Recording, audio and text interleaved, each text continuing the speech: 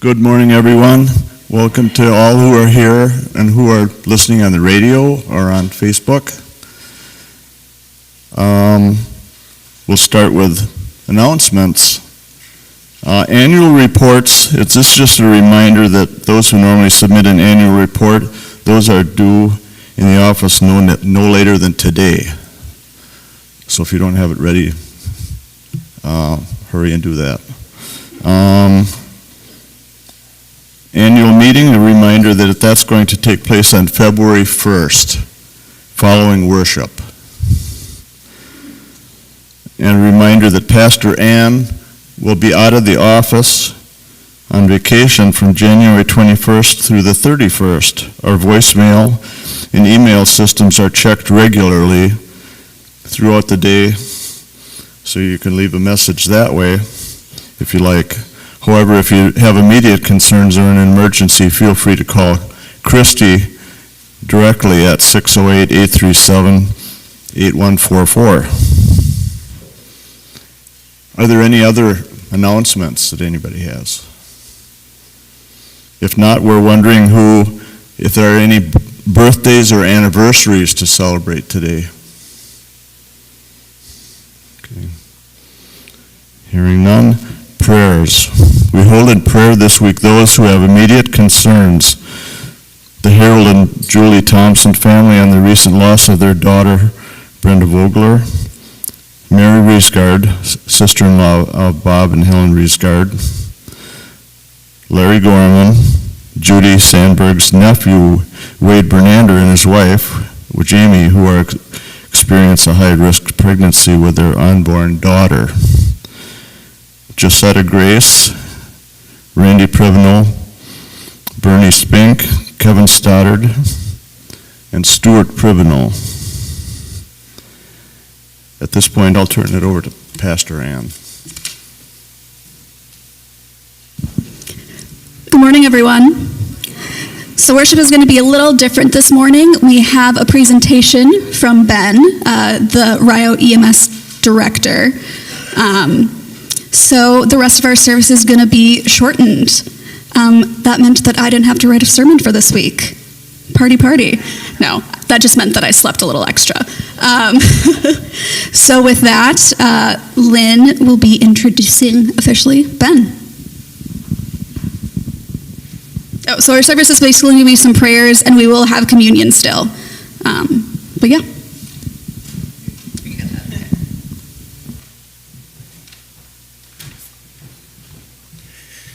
Good morning again, everyone. So today we're excited to welcome Ben Waldera. Can you hear it okay, Jerry? Okay. Better yet? Or move this way a little bit? Okay, all right. Ben will be training us on general first aid, including things like Stop the Bleed, and an intro to our AED, which is, if you're not aware, just outside the door on the wall. Ben has been active in EMS for 16 years, 14 of those as a paramedic. His background includes work as a critical care flight medic and firefighter.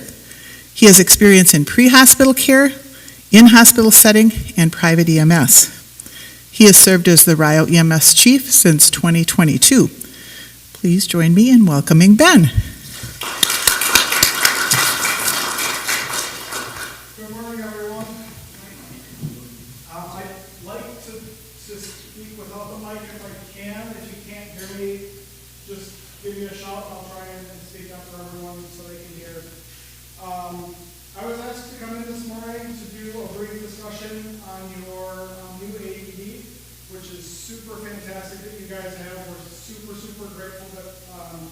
Community members and our religious centers and our schools are equipping themselves for medical emergencies.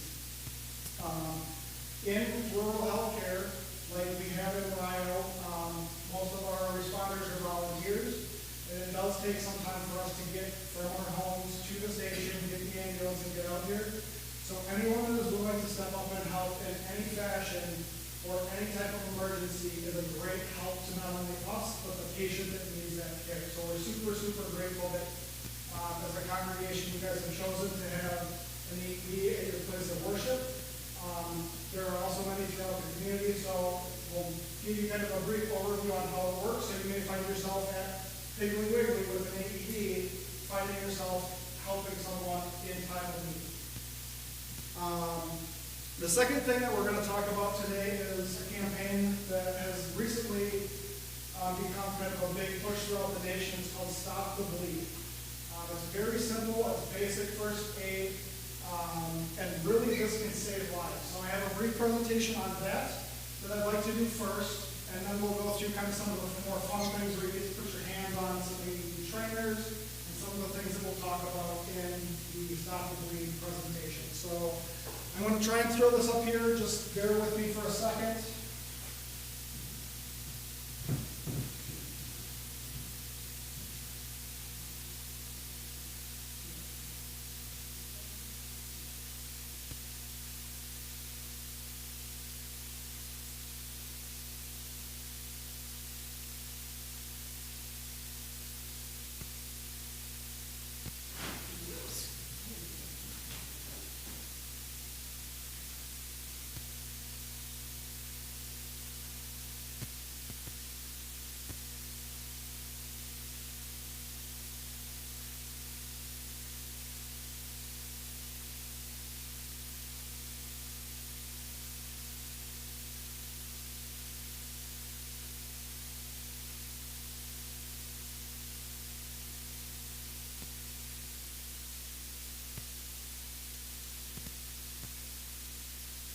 This course, it's a very, very brief kind of, we call it course, and it's sponsored by the American College of Surgeons. This is a nationally recognized organization that basically every surgeon in the country is a member that's board certified by the American College of Surgeons. So they put this training together, endorse this training with the help of pre-hospital care providers and in-hospital care providers. So it's a nationally recognized program that we're really starting to push out to the lay individual who can potentially save a life.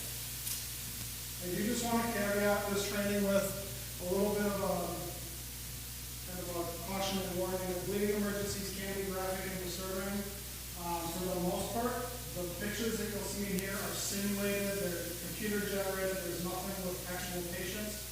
But anyone that does get a little queasy, just be fair warned, there are some simulated pictures of blood and injuries in here that I don't want people to pass up today. Actually, medical emergency.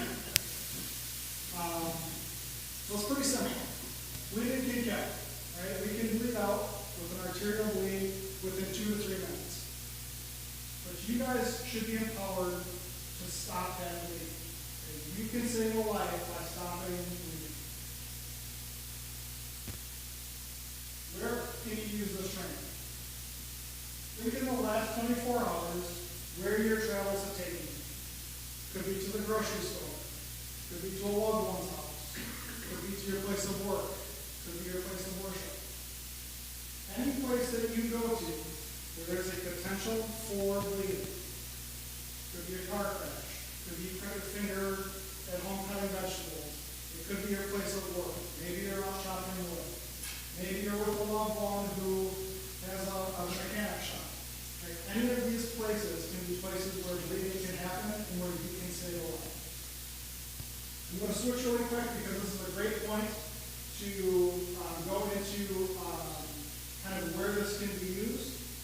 There's a story of a young man that I'm going to let kind of himself and the video play out so you guys can hopefully hear. I don't know what our sound quality is going to be. I may get a mic down here just to hold by my computer, but we'll do our best so you guys can hear what this young man's story is all about.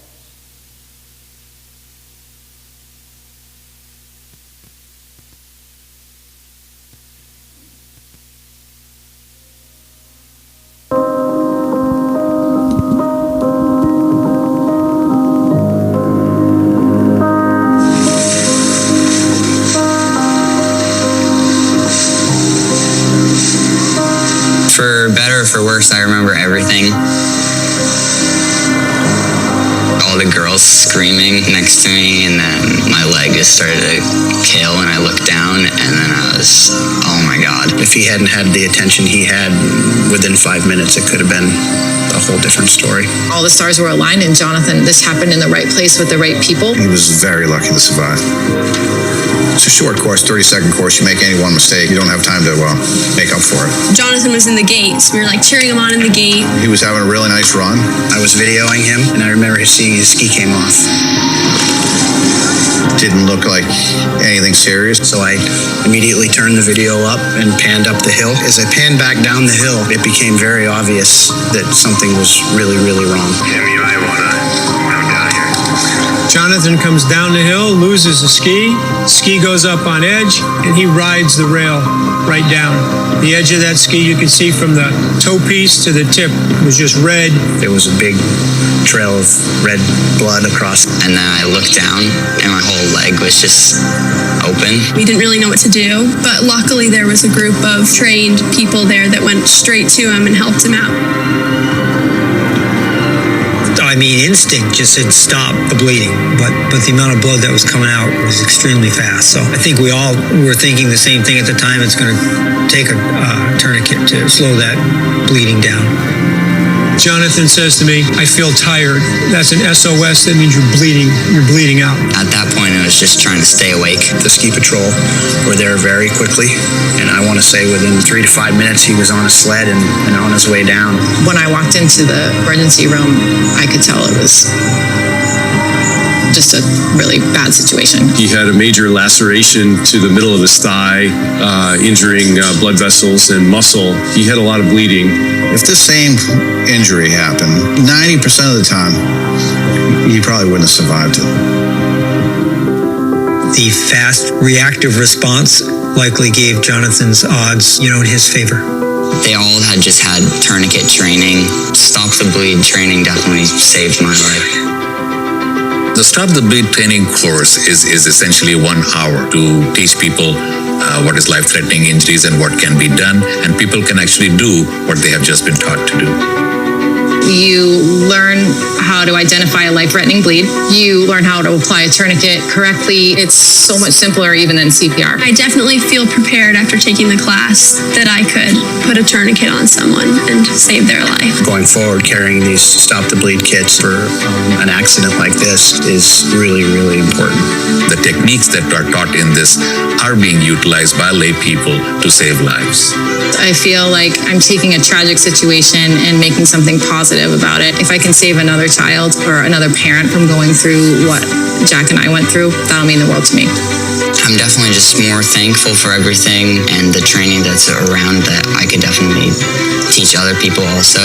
I'm really excited just to start skiing again.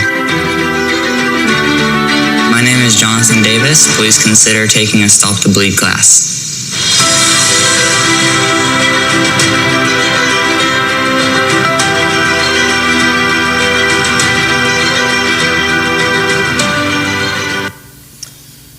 Okay, so that's Jonathan's story, and again, it's very kind of poignant to ski patrol and what they do, but this is for all of those lay people. That's what this course is designed for. I don't know in the video if you saw when they kind of circled in on where he was laying, there was a gentleman there, I think it was his coach, that started taking his jacket off, and as that video actually plays out, he takes that and uses that as a temporary basically bandage to help control that bleeding. Now, some of the things that we'll talk about here quick. I know I said the course is an hour. If we're going to do this 5 o'clock, it's going to be an hour. We're not going to sit here for an hour. It's going to be much shorter than that. So, let me just get back to our presentation here quick.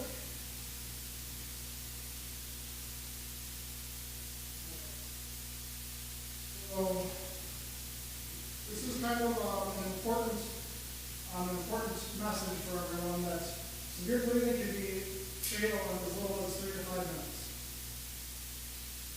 Most of the time, especially in our area, people will bleed out before we're even dispatched if someone does not do something. We're not talking just wearing a no paper cut or a simple nose bleed. We're talking about some pretty serious bleeding, and we'll demonstrate. We'll talk about what severe bleeding looks like versus what minor bleeding looks like. If someone suffers a deep wound, likely likely those people will perish before EMS gets there, even in metro settings. So think of yourself in Madison, at maybe with the Home Depot and someone they slice through their, one of their arteries before the paramedics likely will even get dispatched. That person could very likely be incapacitated or. So what is the most important thing that we do to help these people? Besides stopping the bleed is calling for help. Right? So we don't want someone just to sit there and wait. The first thing we want, just like if someone were to collapse in front of us and need CPR, the first thing we say is, you go get an AED and you call 911. It's the same situation with bleeding, is I'm going to help this person. I either need to be calling 911 or I can direct someone to get that emergency service activated. You're going to be empowered to help these people and you'll be trained to help these people, but we really need to get that higher level of care coming to you to continue that care and get that person to the hospital. Importantly for you guys is you have to make sure your safety is ensured as well. Okay? If you come across a car accident and someone's bleeding, we want to make sure that you're safe, right? So if there's fuel that's spilled or if there's a fire, we don't want you to run into that scene because you're not protected. You have to take your safety into consideration in all things that you do. That includes whether or not you choose to help because you may or may not have gloves or some protective gear. Myself, I am more willing to help my family members and the people that I know without protection because I know them and I know what their medical history is. But if I see a random stranger on the side of the road, I may be a little less likely to help if I don't know their background or I can't talk to them or my safety is not assured. Right? So we don't want you guys to become victims, but just make sure you're thinking about, am I safe? Can I help without putting myself in danger? There's commercial stop and bleed kits that are available. We'll talk a little bit about that at the end. Again, personal protective equipment. A lot of people buy these kits and they'll throw them in their glove box, they'll throw them in their kitchen, they'll throw them in their workshop. They may have them in their work vehicle. I would recommend you guys get one to put right with your AED so everyone knows right where that's at. That way you have it here, right? So if someone gets injured here, you can use it. What these kits come with is a tourniquet, they come with wound packing material, and they come with gloves for your protection. So just, again, ensure that you're kind of protecting yourself, whether it's with gloves or with several layers of tissue or barrier material, even if it's just a t-shirt, right? Maybe you're out on a farm somewhere, someone gets injured, gets cut really badly, you may have a really big bulky t-shirt that can separate you physically from that patient. So really quickly, we have major blood vessels that go through our body to deliver blood and oxygen to places that need it. Through the neck, through the groin, the big artery through your chest, your aorta, and then down to your arms and your legs are big blood vessels. So when we're talking about big bleeding, this is what we're talking about is arterial spurting bleeding from an artery or really fast bleeding from a vein. Uncontrolled bleeding looks like what you would think, right? So we've all been taught before, we can kind of get oozing, just slow bleeding that we can control with, bandage or some gauze. These are bleeds that are just massive. When you walk up to them, I don't know if you saw on the video, you can kind of see the trail of blood down the hill. That injury had just happened. So that's a significant bleed to cause their amount of blood to be on the snow. We're talking pulsatile, pumping, spraying, bleeding, or bleeding that's from a wound that's just, it's continuous, and it just keeps going and going and going. Things that indicate severe bleeding is a large pool forming. So if someone's laying on the ground or on the floor, and there's a big pool of water on them, they've suffered a severe bleeding.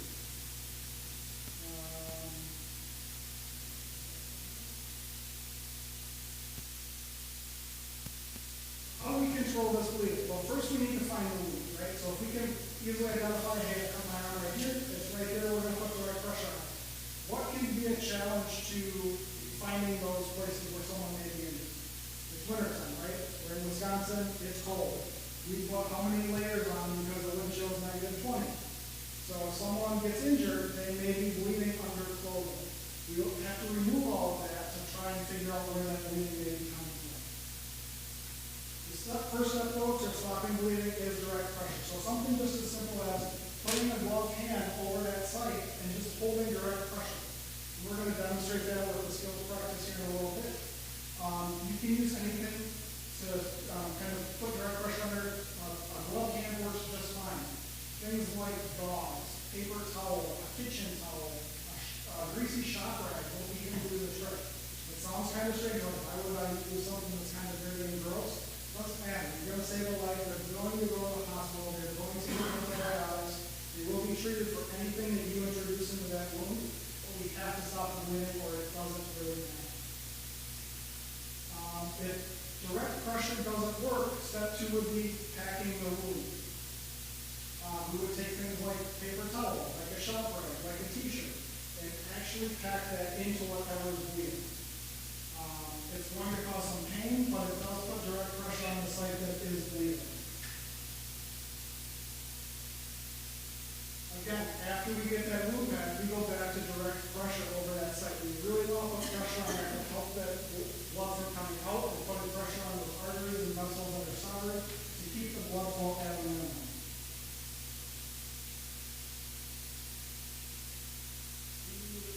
The last step, or if you know that it's a severe arterial bleed and you can't control with direct pressure and wound packing, would be tourniquet application. I know for years and years it was in the 60s, 70s, 80s it was kind of in, the 90s, early 2000s it went out of vogue, and now it's back.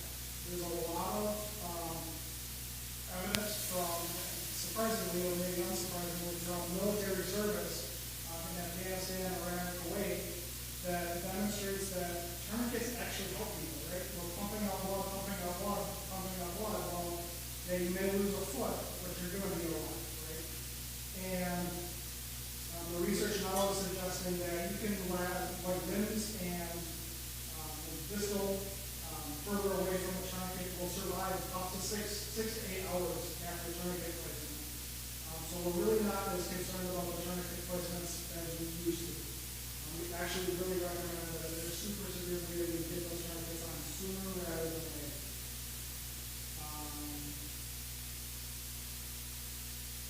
I'm going to demonstrate tourniquet application, so I'm going to kind of breeze through some of these things real quick. This is kind of demonstrating the placement that we want.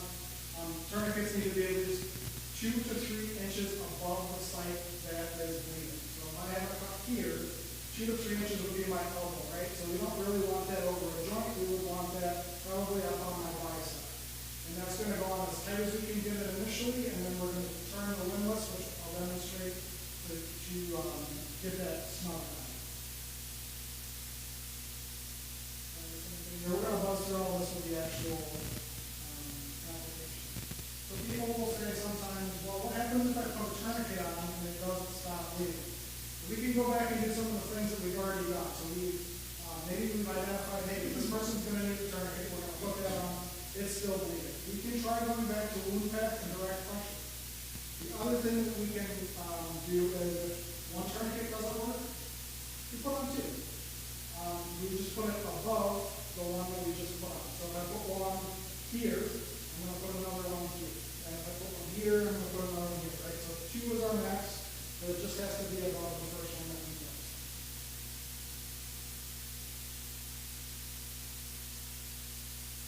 Here's the frequently asked questions. What happens if I can't put a tourniquet on but there's severe bleeding? Think of places that we probably should put a tourniquet on. Probably don't want to put one on the neck. How do we take care of bleeding that's in the armpit and we can't get a tourniquet on? Or the groin where we can't get a tourniquet on? Or someone got shot and they're bleeding from their chest. How do we deal with that? We kind of go back to the basics, right? We go back to direct pressure. We go back to packing the wound. With chest and belly injuries, though, the only thing you don't want to do is start putting your fingers into chest cavities and into belly. So we don't wound pack in the chest or the belly. We basically just do direct pressure, push really hard, make sure that we're trying to stop that bleeding as best we can. Same thing with the neck. We can pack into the neck. You just can't pack both sides. So if there's severe bleeding on both sides, pick one or the other, and then it's direct pressure on the other side. Scalp wounds. So a lot of people, we've had just recently encountered that people that will fall and kind of scalp themselves where the skin is pretty wide open. Same thing, you just take a big bulky dressing and just put direct pressure on your head and hold that in place. You can use different bandages to kind of wrap that if you have them, but it's back to that direct pressure. One thing you'll notice up here is the little baby. Tourniquets can be used down to shoulders. This is actually really big in schools, and that's kind of what a lot of this is tuned to. And this is Stop the Bleed actually came out of after St. The elementary school, because they had so many kids that were in there that were bleeding that they just, no one knew what to do. They just kept calling for help and calling for help, and the emergency services were overwhelmed. So this actually stems from Sandy Hook. So this training came out now, and a lot of schools now have Stop the Bleed kits, and when we actually, it's unfortunate, but when we get dispatched to those types of incidents where there's a large number of victims that are bleeding, we actually have drop bags for Stop the Bleed. So if we're going in to get 2 or 3 people out of an area, we'll take the bags in with us, drop 10 of them, and the lay people will say, here you go, start doing kits, right? We'll throw them at them. So I just want to demonstrate how small these tourniquets will go down to. They will go down to this size. So they will work all the way down to almost infants. Otherwise, if you can't use the tourniquet, you just use those basic things. And the nice thing about it, if you think about kids and infants, is typically they're smaller than us. And we can usually, as adults, put enough pressure on to stop that bleeding and act as a tourniquet where we won't need those in the smaller population. So just kind of to summarize, you identify someone that's bleeding, make sure you're safe, so check that scene safety. Activate help, call for help, call 911, and then we're going to do direct pressure, wound packing, or tourniquet application.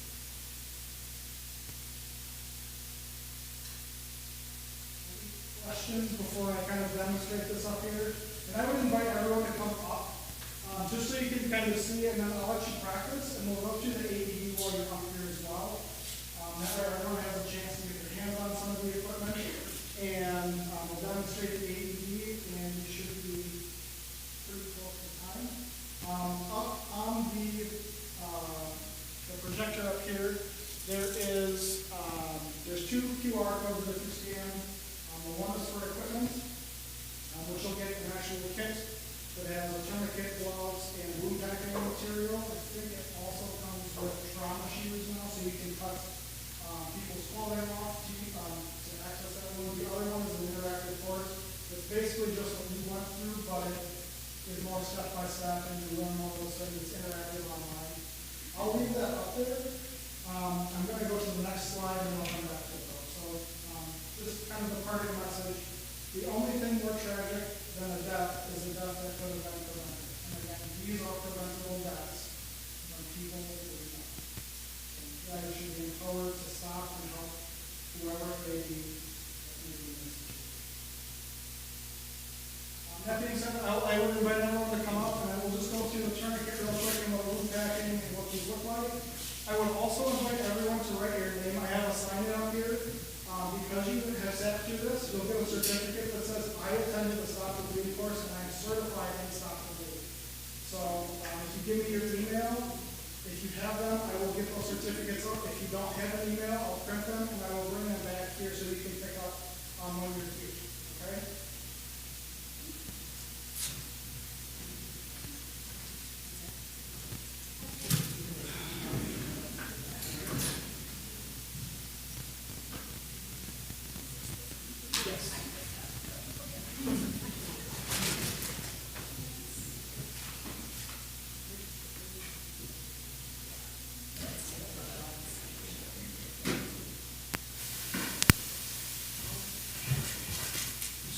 There are a number of different tourniquet styles and variations commercially available. And what we always say is don't improvise a tourniquet. Okay? We want you to use a commercially available tourniquet if you have one. They're designed so they don't injure people, and that's where that 6-hour window comes from, is from an actual tourniquet. If you have to improvise a tourniquet using a belt, while it's not recommended, if that's what you have and that's what works, use it. Right? We want you to do something with these. So tourniquets are pretty simple to use. Some of them are black, some are orange, some are red. These happen to be blue because they're trainers. The tourniquets usually come all wrapped up. Big strap, this one's Velcro. So this would go, and I'll demonstrate with this. So if this was my leg and I'm bleeding, this will go under my leg.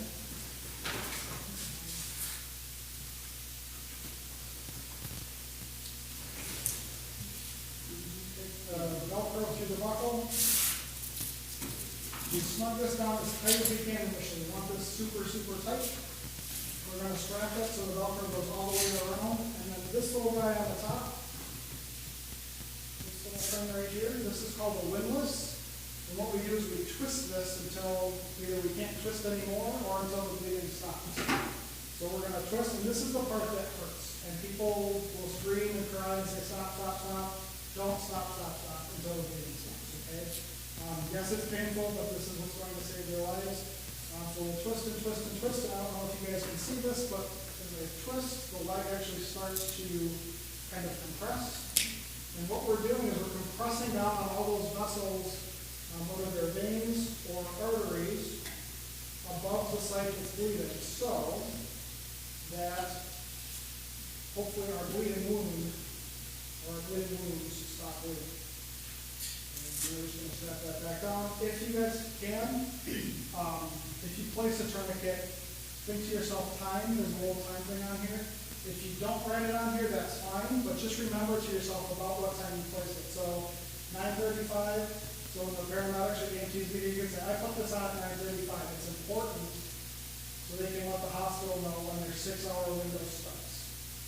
So they can take the tourniquet down every hour or however often they need to make sure that the distal part or the foot doesn't fall off because we put this on there too long. Okay.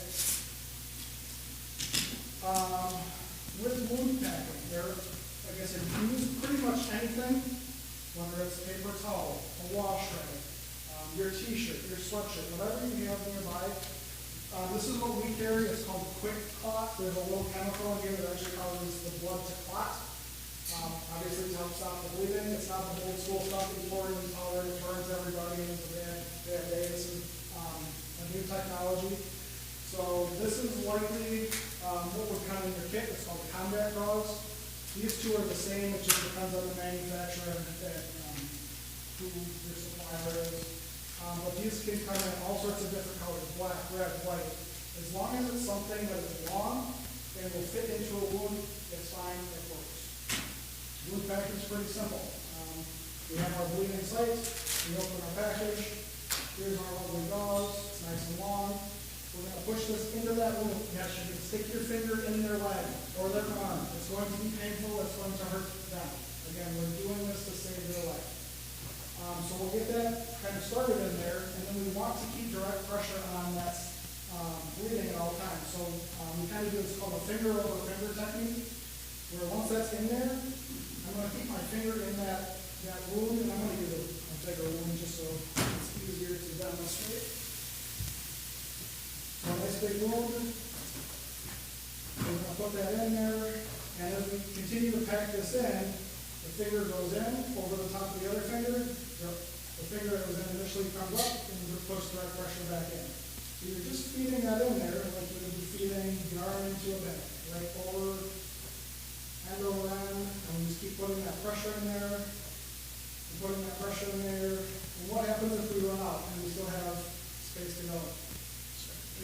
Put a second package, or get your t-shirt out at this point, or grab another little paper towel. You just don't want to let go of it. So if I'm here and I'm the only one that's here, I'm just going to sit and hold this until someone gets it. Or if I can say, hey, can you go get some more paper towel or a towel or a blanket? Give me your t-shirt, right? Anything, just to get that in there. So we would just continue to pack this. At what point would we pull this out?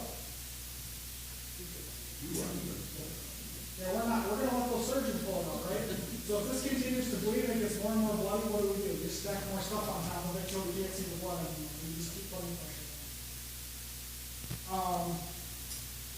So direct pressure is pretty hard to accomplish.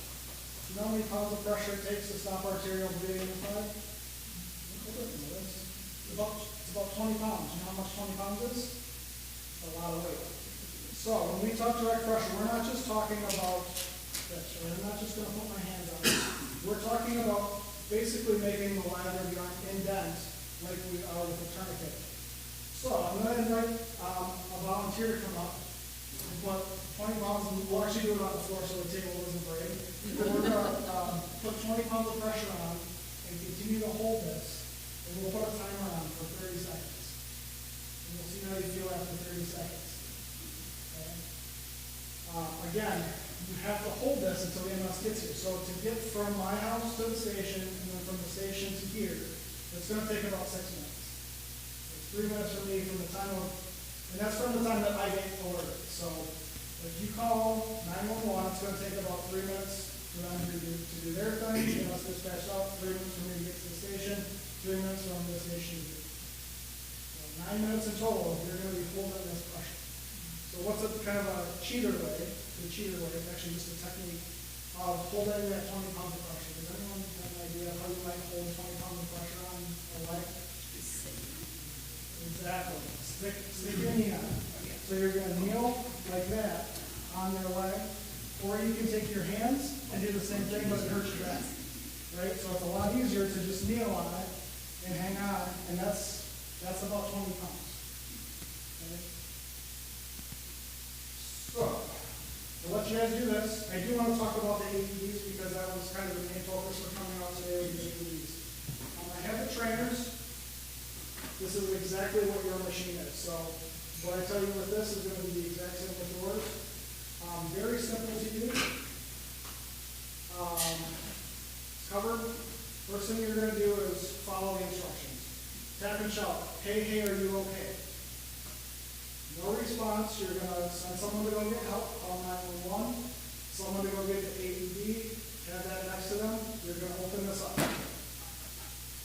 The inside of your AED, you're going to have a set of AED pads that come up, probably in a pouch. Ours just happen to be open because we trained with them. You'll open the pouch, make sure your connector is connected. You're going to turn your device on. It's going to run through a cycle.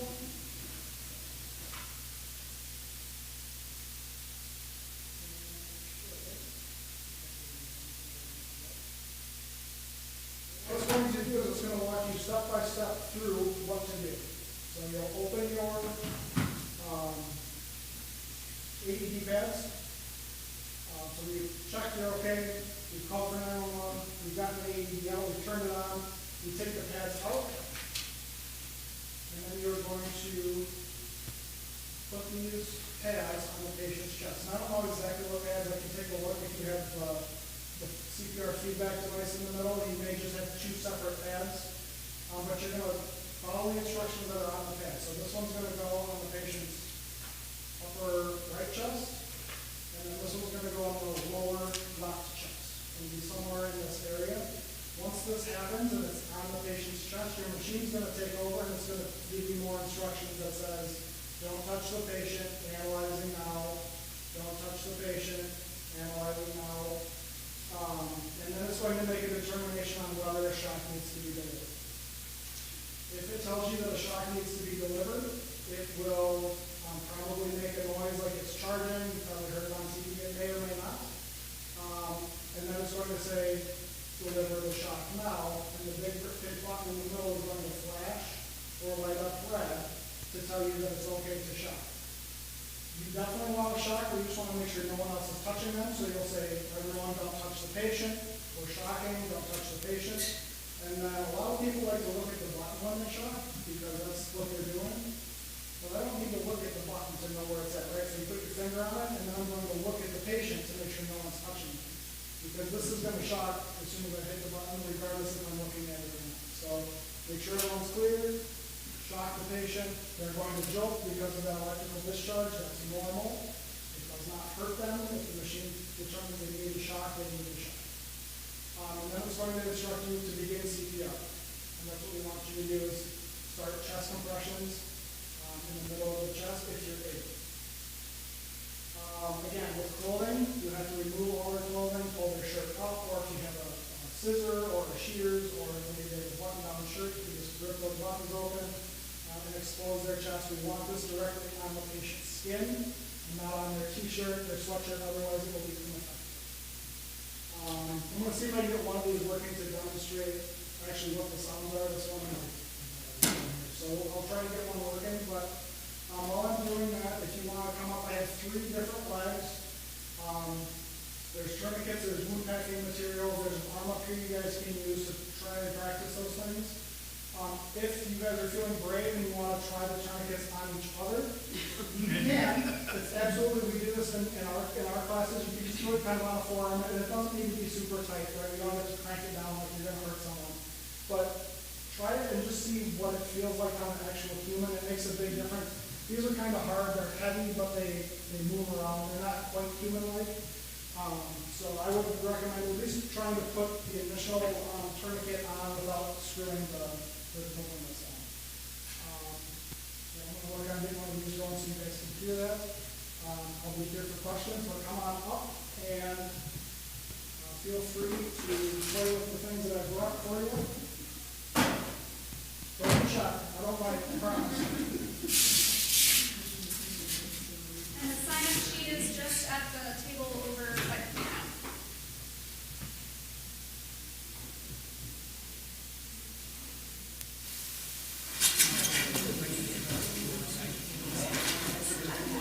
That's okay. That's okay. Go ahead.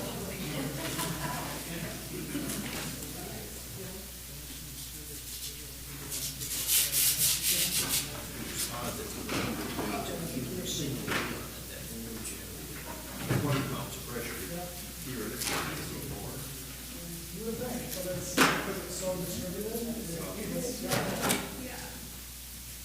Okay. Stay calm. Responsiveness. Call for help. Attach either pads to patient's chest.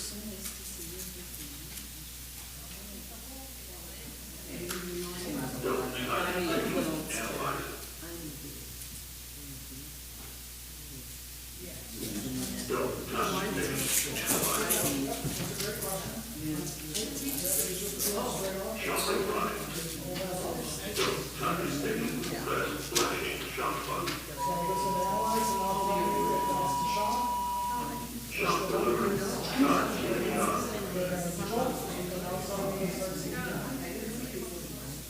So that's exactly what your machine is.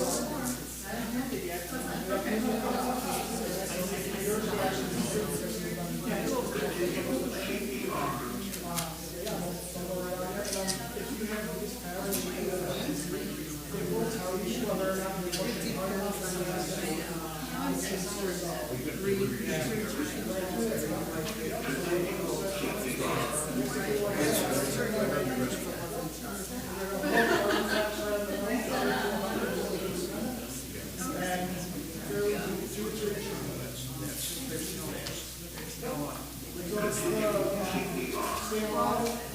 I remember there was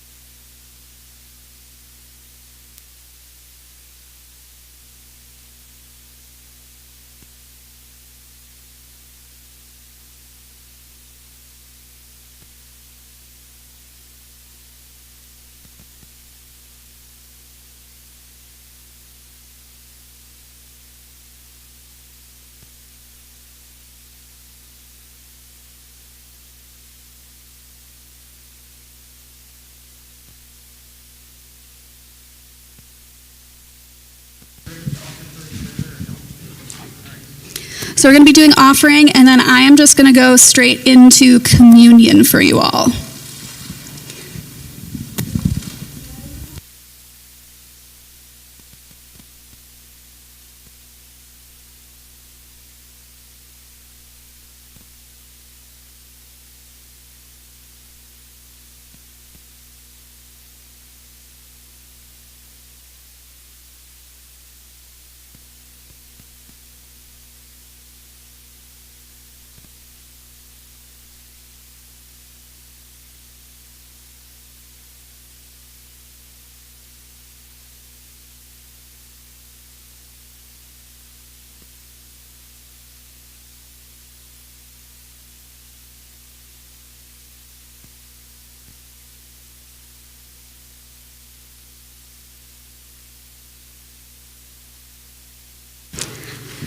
All right, so just a reminder, communion is for everyone. It is Christ's table. It is not our table. And how we do communion is you'll be handed a wafer, and then we also have little glasses of wine and grape juice that you'll be handed. And with that, let us begin. On the night in which he was betrayed, our Lord Jesus took bread, broke it, and gave thanks, saying, "Take and eat. This is my body given for you. Do this in remembrance of me." Again, after supper, he took the cup, gave thanks, and gave it for all to drink, saying, "This cup is the new covenant in my blood, shed for you and for all people for the forgiveness of sin. Do this in remembrance of me." Let us pray together the words our Savior taught us. Our Father, who art in heaven, hallowed be thy name. Thy kingdom come, thy will be done, on earth as it is in heaven. Give us this day our daily bread, and forgive us our trespasses, as we forgive those who trespass against us. And lead us not into temptation, but deliver us from evil.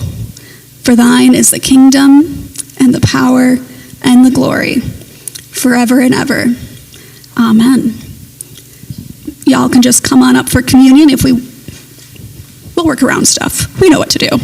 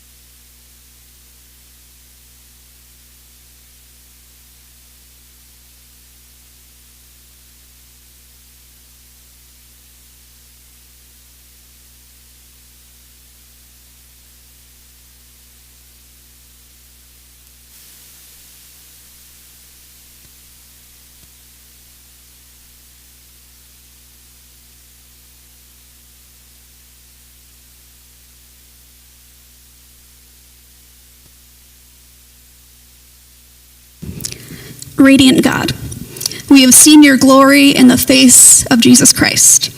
In the sacrament of his body and blood, you've drawn us to your heart. Send us from this table with delight, that our lives may reflect the beauty of your love and bear witness to all we have seen and heard. Through Jesus Christ, our Savior and Lord. Amen. Now for a blessing.